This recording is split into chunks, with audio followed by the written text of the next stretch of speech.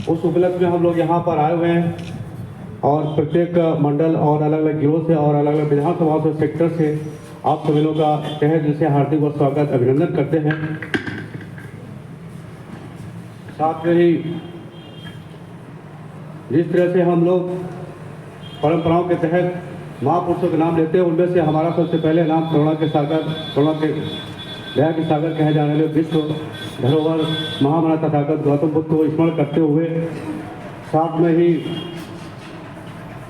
अपना हर तरह से लोहा मनाने वाले और पूरे विश्व में उन्होंने भी तथागत गौतम बुद्ध के बाद अगर जो बहुत ही बड़ी छवि बनी महामना बाबा साहब भीमराव अम्बेडकर को स्मरण करते हुए साथ में ज्योतिबा फूले, माता सावित्रीबाई फूले, छत्रपति शिवाजी महाराज और इन सबको लेते हुए बहुजन समाज पार्टी के संस्थापक मानवर कांशीराम साहब को याद करते हुए और साथ में बहुजन समाज पार्टी की 4 बार मुख्यमंत्री रही और राष्ट्रीय अध्यक्ष बहन मायावती जी को मैं जय भीम करते हुए और यहाँ पे आदरणीय सभी मंच में संचालित अध्यक्षगण, मंडल प्रभारीगण और सामने विधानसभा अध्यक्ष, विधानसभा प्रभारीगण, सेक्टर और बूथ और बीपीएफ वाम सेक्टर के सभी कार्यकर्ताओं का मैं हार्दिक स्वागत करते हुए मैं बहुत ही कोर्ट में बात करना चाहूँगा। बाबा साहब को कोट करने के लिए बाबा साहब को कोट करता हूँ। बाबा साहब ने कहा था अपनी मुक्ति के लिए सत्ता के मंदिर पे अधिकार करो। उन्हें बार बार कहते थे अपनी मुक्ति के लिए सत्ता के मंदिर पर अधिकार करो। उन्होंने चित्र में दर्शाया अपनी उंगली को। बहुत सारे चित्र ऐसे मोड़ दिए गए जो ऊपर को, तो आप लोग जो कैलेंडर भी लेते हो उसमें भी चित्र आपको ऐसे देखना पड़ेगा। बाबा साहब ने दूसरा शब्द कहा था और बहुत अच्छा, शिक्षा वह श्रेणी का दूध है जो पिएगा वो दहाड़ेगा। जुल्म करने वाले से जुल्म सहने वाला ज्यादा गुनाहगार होता है। इसके बाद मानवर कांशीराम साहब को मैं कोट करूंगा। मानवर कांशीराम साहब ने कहा था निकलो बाहर मकानों से, जंग लड़ो बेईमानों से। किसने कहा था? निकलो बाहर मकानों से, जंग लड़ो बेईमानों से। दोस्तों वो दिन आ गया है, हमें अपने मकानों से, अपने घरों से निकलना पड़ेगा, उन गलियों उन चौबारों में जाना पड़ेगा। अगर आपकी सोच बदलती है, बदलती दुनिया तो बदलने वाला चाहिए। अगर आपकी सोच बदलती है तो आप तक पलट सकते हैं। मेरा यकीन है, मेरा अपना मानना है, मैं भी आलू बिल में लगभग काफी लंबे से सर्विस कर रहा हूँ, तो अगर आप चाहें आपकी सोच के तहत सब कुछ बदल सकता है। यहाँ पे मैं और कोट करूंगा।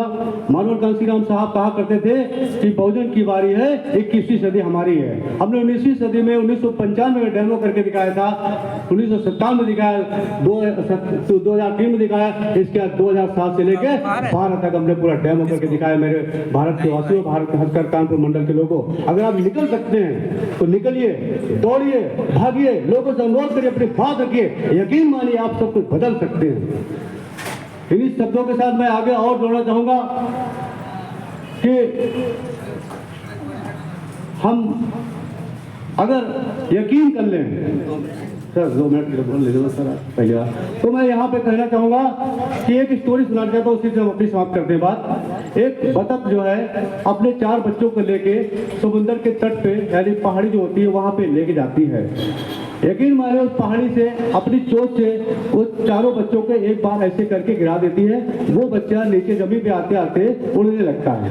इसके दूसरे बच्चे के साथ वही काम क्रिया होती है, उस बच्चे के साथ नीचे आते वो भी उड़ने लगता है। तीसरे बच्चे के साथ भी वही स्थिति हो जाती है, उस बच्चे को भी उड़ने लगता है। चौथे बच्चों को भी वही डेमो किया जाता है, उस बच्चों को भी धक्का देती है वो माता। इसके बाद वो भी क्या कहते हैं, जाके नीचे गिर पड़ता है, उसका पैर विकलांग हो जाता है। उधर समुद्र की लहरों से एक मगरमच्छ निकलता है, तो वो बच्चा उछल के दीवार की तरफ जाता है, यानी जो पहाड़ समुद्र की होती है उधर, तो उसके किनारे पे एक मगरमच्छ बैठा है। दोस्तों इसको कोट कर रहा हूं सर। अब अचानक जो पानी की तरफ से निकला मगरमच्छ और उधर दीवार की तरफ से जो मगरमच्छ निकला, यहाँ पे दोस्तों सोचना है, क्या बताइए, क्या वो मगरमच्छ दोनों में से क्या वो बच्चा बच पाएगा या वो दोनों खा जाएंगे उसको? सवाल यहाँ पे आप लोगों से आ रहा है, क्या वो बच्चा बच पाएगा? तो यहाँ को डॉक्टर बताएगा सर, क्या वो बच्चा बच पाएगा? बच जाएगा, उड़ जाएगा। जो उड़ जाने के किसने कहा सर? उनके लिए जोरदार तालियां हो जाए। बहुत सारे लोग कोट कर रहे। दरअसल क्या कहते हो, पैर से विकलांग हुआ था। किससे? पैर से, पंख से विकलांग नहीं हुआ था। अरे मेरे दोस्तों, हम लोग पैर से विकलांग जरूर हैं, लेकिन सोच से विकलांग नहीं है। कैसे विकलांग नहीं है? सोच से। अगर अपनी सोच जगा लेते हो, यकीन मानिए, तो भारत देश में हमारा राज होगा। और यकीन दिलाता हूं आपको कि माननीय बहन जी इस 2024 में भारत देश की प्रधानमंत्री बनने जा रही है। भारत देश की प्रधानमंत्री। इनमें दो नारे में जोड़ना चाहूंगा कि मैं राशन नहीं सिंहासन चाहिए, राशन नहीं शासन चाहिए, भीख नहीं सिंहासन चाहिए। फिर से मैं रिपीट कर रहा हूं, हमें राशन नहीं शासन चाहिए, भीख नहीं सिंहासन चाहिए। दूसरे नारों में कहता हूं, हमारे कदम में है दम, दिल्ली जाएंगे हम। बोलेंगे हम लोग सर, हमारे कदम में है दम, दिल्ली जाएंगे हम। हमारे कदम में है दम, दिल्ली जाएंगे हम। आओ साथी जिताओ आती, आओ साथी जिताओ आती। यकीन मानिए मेरे दोस्तों, अब अपनी बेटी से, आप अपने बेटे से, आप अपने माता और पिता से, अपने पड़ोसी से, अपने व्यवहारियों से आप कहिए, एक शब्द मीठे बोलिए। किसने कहा था कि ऐसी वाणी बोलिए मन का पाक होए? किसने कहा था? कबीरदास ने। अगर आप अपनी मुखबारी से प्यास लेकर किसी बोल देते हैं तो यकीन मानिए बदलाव आ सकता है। सिर्फ हमारा अपना जोर बदलना, हमारी सोच बदलनी है, आप खुद भी कर सकते हैं। एक माननीय कप्तान साहब यहाँ पे हैं, जिलाध्यक्ष, ऐसे बहुत से जिलाध्यक्ष हैं, ऐसे क्षेत्र अध्यक्ष, ऐसे बूथ अध्यक्ष हैं। यकीन मानिए ऊर्जा भरनी पड़ेगी, केवल आप महापुरुषों की याद कर लीजिए और आप खुद भी कर सकते हैं। और यकीन मानिए जो हम लोग तलाश रहे अपने बेटी बेटों को डॉक्टर मास्टर बनाने, वकील कलेक्टर बनाने के लिए, यकीन मानिए तो माननीय बहन जी ने, जैसा बाबा साहब ने कहा था, सत्ता अपनी मुक्ति के सत्ता के मंदिर पर अधिकार करो, तो यकीन मानिए आप सभी लोग आसमान में घूमेंगे। किसने कहा था कि सबसे सस्ती सवारी कराएंगे? मनोहर कांत साहब ने कहा था कि हम अपने बहुजन के समाज के लोगों को, सर्वजन समाज के लोगों को सबसे सस्ती सवारी कराएंगे, वो थी हवाई जहाज। ये सपने पूरे हो सकते हैं जब आपके बेटी और बेटा डॉक्टर मास्टर वकील बनेगा, कलेक्टर बनेगा, या क्रिकेटर बनेगा, या एक्टर बनेगा, या विदेश में IAS बनेगा, एमटेक बीटेक करके खुद भी बन सकता है। तो आपके सपने पूरे हो सकते हैं। सपने जिंदा रखने के लिए दोस्तों हमें सोच बदलनी पड़ेगी। तो इन्हीं शब्दों के साथ अपनी बात को विराम करता हूँ। बहुत बहुत धन्यवाद। जय हिंद, जय भारत। साथियों, हमारे बीच औरैया जिला अध्यक्ष की पूरी टीम आई है। मैं उनसे अनुरोध करूंगा कि वो आए, बाबा साहब और मानवर साहब पर पुष्प अर्पित करें। औरैया जिला अध्यक्ष जी अपनी पूरी टीम के साथ आए। कानपुर देहात के भी हमारे साथी अभी आए हुए हैं, मैं उनसे भी अनुरोध करूंगा वो आए, मानवर साहब और बाबा साहब पर पुष्प अर्पित करें।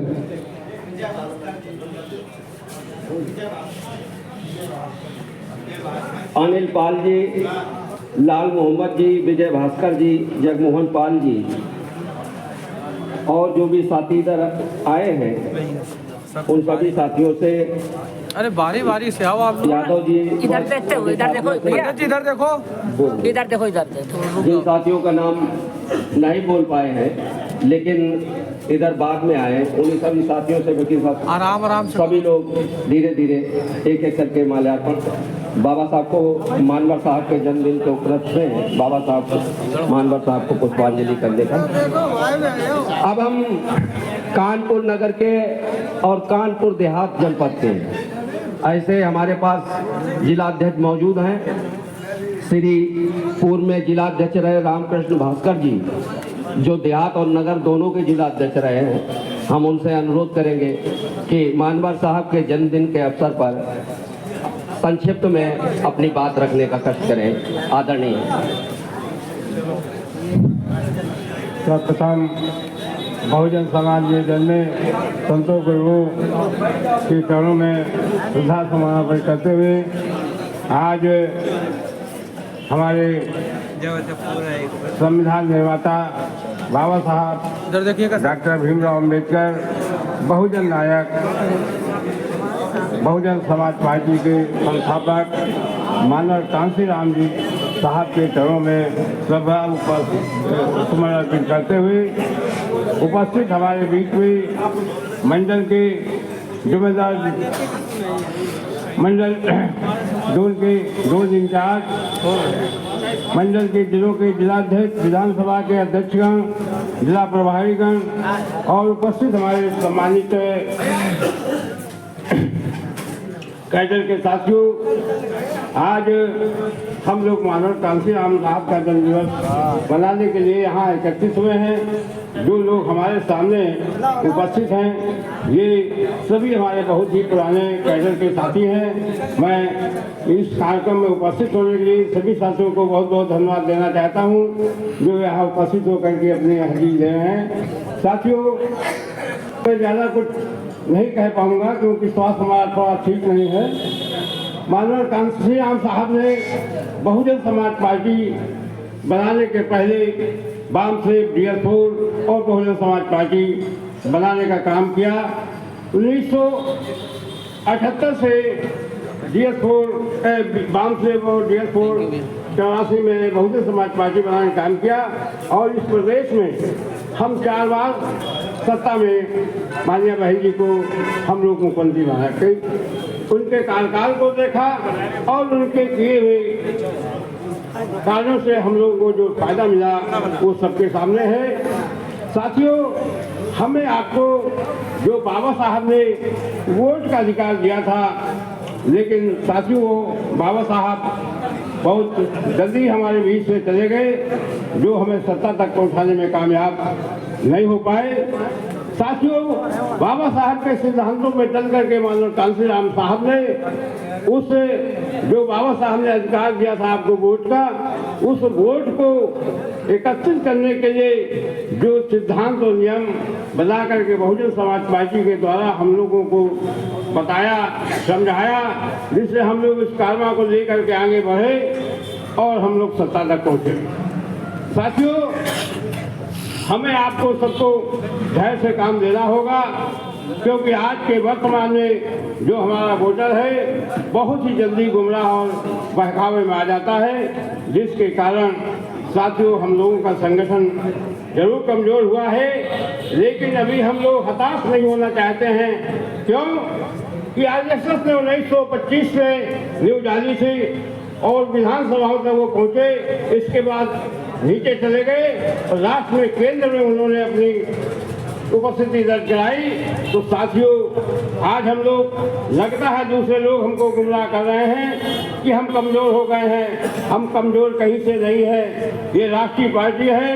इस देश में अगर हम लोग चाहेंगे तो आज हम केंद्र में अपनी सरकार बनाने में कामयाब हो गए। ये जल संकल्प लेकर के हमारे सभी साथी जाएंगे और जितने साथी उपस्थित हैं यह अपने अपने स्तर से कम 100 लोगों को डील करने का काम कर सकते हैं। तो साथियों, हमारा संगठन कहीं से कमजोर नहीं है और निश्चित तौर पर हम एक दिन सत्ता में केंद्र में जरूर अपना प्रधानमंत्री बनाने में कामयाब होंगे। और बहन जी को हम लोग बहुत बहुत धन्यवाद देना चाहते हैं जो संगठन को मजबूती से चला रही हैं। जय भीम, जय भारत। साथियों, हमारे बीच इटावा से चलकर आए पूरी टीम, मनोज जी, डॉक्टर साहब, बहुत जी और समस्त लोग जो भी इनके साथ आए और बाबा साहब और मानवर साहब को पुष्प अर्पित करने। और कन्नौज से भी हमारे साथी अभी आए हैं, मैं उनसे भी अनुरोध करूंगा वो आए और बाबा साहब मानवर साहब पर नेता माननीय कांसीराम साहब ने इतने बड़े सूबे का 4 बार मुख्यमंत्री बनाने का काम बहन कुमारी मायावती को किया है। ये देख करके इस देश के लोगों में पेट में दर्द होने लगा। उन्होंने देखा आज माननीय कांसीराम साहब ने उत्तर प्रदेश ऐसे सूबे में अपनी हुकूमत बनाने का काम किया है और कल तक जो लोग हंसते थे आज उनके गाल में तमाचा मारने का काम माननीय कांसीराम साहब ने किया है। लोगों के पेट में दर्द हुआ, कैसे सियासत करके इनकी बढ़ती हुई ताकत को कमजोर किया जाए। और इस देश के शासकी लोगों ने, इस देश के मनुवादी विचारधारा के लोगों ने माननीय कांसीराम साहब के मिशन को कमजोर करने के कोई कोर कसर नहीं छोड़ी। लेकिन भाई बहन तुम्हारी हिमायत नहीं कर सकते हो, अपने लोगों का काम नहीं कर सकते हो, तुम्हें इस गद्दी पर बैठना ही पड़ेगा। वो काम बहन कुमारी मायावती जी ने हमारे लोगों के बीच में आकर के किया। और आप देखें जो लोग हमारे ऊपर हंसते थे आज वो ये कहते थे कि दलित समाज के लोगों को अगर शासक बना दिया जाए, शासन सत्ता दे दी जाए तो दलित समाज के लोग शासन नहीं चला सकते हैं। ये धारणा, ये विचारधारा इस देश के लोगों को थी और हमारे लोगों ने मान लिया था। हमारे लोग भी मान के बैठे थे कि हम इस देश में अगर पैदा हुए हैं तो ये ईश्वरीय व्यवस्था है। हमारे लोगों ने मान लिया था कि आज जो कुछ भी हमारी दशा है वो एक ईश्वरीय व्यवस्था है। ईश्वर ने हमें इसी लायक बनाया है। लेकिन मानवर कांसीराम साहब, बाबा साहब डॉक्टर अम्बेडकर ने बता दिया, नहीं, ये ईश्वरीय व्यवस्था नहीं है।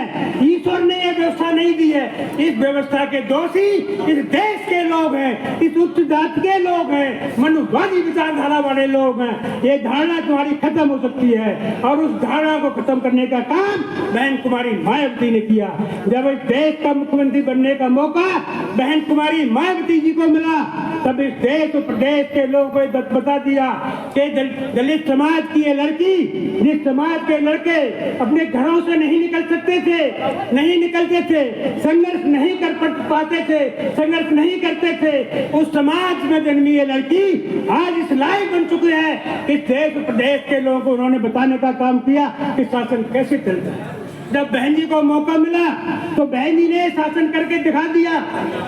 बहन जी ने शासन करके दिखा दिया कि शासन कैसे चलता है। बहन जी के शासन में बड़े बड़े गुंडे, बदमाश, माफिया जिला, शहर और तहसील छोड़ के भाग जाया करते थे। वो बहन जी का शासन था, वो बहन जी का कानून व्यवस्था थी। क्योंकि मैं बहुत कुछ बोलना चाहता था, आपके पीछे समय हो रहा है, हमारे मुख्य अतिथि जी को भी रोजा खत्म करना है। मैं आपसे सिर्फ यही कहना चाहता हूँ कि आने वाले 2024 के चुनाव में हमको आपको ईमानदारी के साथ डट करके काम करना है। हमें ये नहीं सोचना है कि हमारे बीच में हमारा जो प्रत्याशी आया है वो प्रत्याशी किस जाति का है, किस धर्म का है, किस वर्ग का है। हमें केवल ये सोचना है उस प्रत्येक प्रत्याशी बहन कुमारी मायावती जी ने अपना आशीर्वाद दे करके हमारे आपके बीच में भेजने का काम किया है। हमारा कर्तव्य बनता है कि हम उस प्रत्याशी को जिताने का काम करेंगे और जब हम उस प्रत्याशी को जिताने का काम करेंगे तो प्रत्याशी नहीं जीतेगा, बल्कि जो हमारी नेता बहन कुमारी मायावती जी है उनके हाथ मजबूत होंगे, बहुजन समाज पार्टी मजबूत होगी। और जो हमारा आपका सपना है, जो हमारे पूर्वजों का सपना है, जो हमारे महापुरुषों का सपना है, वो सपना तभी साकार होगा जब हम अपने अपने प्रत्याशियों को जिताने का काम करेंगे। और जो आज हमारे साथियों ने बताया कि इसमें कोई दो राय नहीं है, आने वाला समय आपका है, जो 21वीं सदी आपकी है और जो घोषणा लोगों ने की है, आने वाले 2024 में इस देश की प्रधानमंत्री केवल और केवल बहन कुमारी मायावती बनेगी, तो कोई रोक नहीं पाएगा। इसलिए मेरे मित्रों, मैं आपसे यही कहना चाहता हूँ कि हमें डरने की आवश्यकता नहीं है। हमारे मुख्य अतिथि जी अभी बोल रहे थे, कह रहे थे कि 2022 में चुनाव में हमारे लोग हतोत्साहित हो गए। ऐसा नहीं था। सच्चाई यह है कि मीडिया के लोगों ने प्रचार प्रसार करके हमारी समाज के लोगों को गुमराह करने का काम किया था और हमारे समाज के लोग भी 2022 के चुनाव में धोखे से उन लोगों को वोट दे चुके थे जो हमारी विरोधी हैं। आप देखें, इस देश में अगर सबसे ज्यादा नुकसान हमारा किया है तो कांग्रेस पार्टी ने किया है, भारतीय जनता पार्टी ने किया है, समाजवादी पार्टी ने किया है। हमारे प्रदेश की मुख्यमंत्री बहन कुमारी मायावती जी ने जिन जिलों के नाम आपके महापुरुषों को रखने का काम किया था, उन जिलों का नाम बदलने का काम केवल और केवल समाजवादी पार्टी ने किया था। ऐसी पार्टी से हमें सावधान रहने की जरूरत है। इसलिए मेरे मित्रों, आने वाले 2024 के चुनाव में हम डट करके अपने विरोधियों का मुकाबला करेंगे। और आज भी ट्वीट करके हमारी नेता बहन कुमारी मायावती जी ने ये कह दिया है कि आने वाले समय में 2024 का चुनाव हम मजबूती के साथ लड़ेंगे। इसलिए मेरे मित्रों, हमें अपने मनोबल को हतोत्साहित नहीं करना है, अपने मनोबल को बढ़ा करके रखना है और आने वाले 2024 के चुनाव को ईमानदारी के साथ लड़ना है। मैं आपसे कहना चाहता हूँ, मंजिलें उसी को मिलती हैं, मंजिलें उसी को मिलती हैं जिनके सपनों में जाने होती है और पंखों से कुछ नहीं होता, हौसलों से उड़ान होती है, हौसलों से उड़ान होती है। आप अपने हौसले को बुलंद रखें और ये सोच करके चलें कि आने वाला समय हमारा है, इसलिए और यहाँ पे